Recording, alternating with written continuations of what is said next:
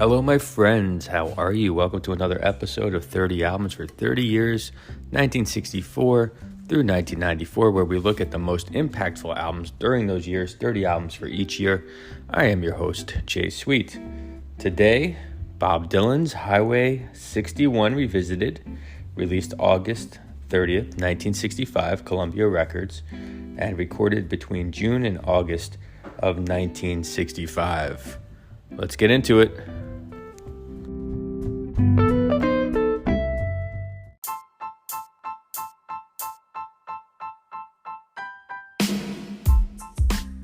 Highway 61 Revisited is Bob Dylan's sixth studio album and the fourth one featured on 30 Albums for 30 Years, the others being Season 1, Episode number 4, The Times They Are Changing, Season 1, Episode number 20, Another Side of Bob Dylan, and Season 2, Episode number 9 is Bringing It All Back Home. So I've given many details on Bob Dylan in these previous episodes, so here I will just briefly summarize his life to this point. Bob Dylan is a Jewish kid from Minnesota who became obsessed and inspired by Woody Guthrie's songwriting and vocal stylings.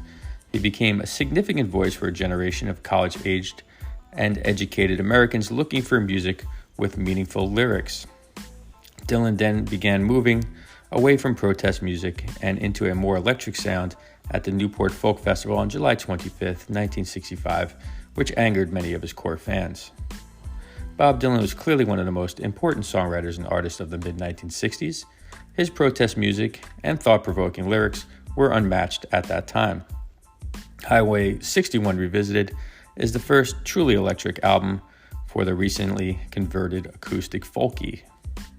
The record is characterized by Bob Dylan's blending of poetry and electric blues. With the success of the opening track, Like a Rolling Stone, Highway 61 Revisited, the album peaked at number 3 on the US Billboard Charts and number 4 in the UK. As far as sales, the album is certified platinum.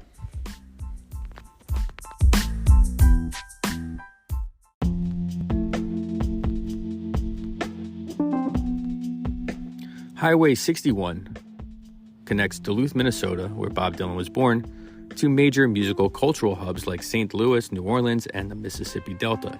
It's the same highway where Bessie Smith, the famed blues singer, had her fatal car accident. It's also the same highway in which blues legend Robert Johnson was said to have sold his soul to the devil at a point where the highway connects to Route 49. The album was made after Bob Dylan returned from a tour of England, leaving him disillusioned and exhausted. He told journalist Nat Hentoff, "I was going to quit singing. I was very drained." The singer added, "It was very tiring having other people tell you how much they dig you if you don't dig yourself." The record was recorded over several sessions, the first being from June 15th through June 16th of 1965 with Bobby Craig on drums, Joe Macho Jr. on bass, Paul Griffith on piano, and Frank Owens on guitar. Also, Mike Bloomfield, a major contributor, and he was a member of a band called the Paul Butterfield Blues Band. We're going to talk more about that band in this season. Also, Al Cooper played organ. He is known for his work with Blood, Sweat, and Tears and other groups as well. Now, the second session happened between July 29th and August 4th, the second sessions.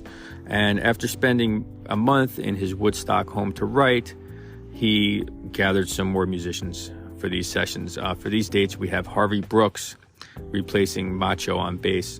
Brooks, you may know from his work with Miles Davis. And Tom Wilson produced the earlier sessions, but he was replaced by Bob Johnson for these July 29th and August 4th sessions. Now, Rolling Stones ranks the album as number 18 of all time, and the song, Like a Rolling Stone, is currently listed by the magazine as the 4th best song ever, but for several years it was actually listed as number 1.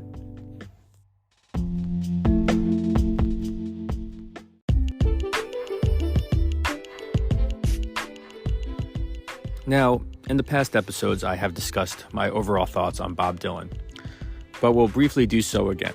I believe that as a technical musician, Bob Dylan can do little more than service his own songs, and his voice can be a little irritating and his harmonica playing irks the hell out of me. Now, some have interpreted these comments as representing an overall dislike for Bob Dylan. This is untrue. His lyrics are incredible, and some of his songs are amongst my favorite from the era. Although admittedly, there are times when I prefer cover versions. So just to be clear, I am not a Dylan hater and couldn't imagine or want to imagine a world in which his music didn't exist. Am I critical of some of his choices? Absolutely. But overall, I am a fan of Bob Dylan's music. So let's get into the album, Highway 61, Revisited.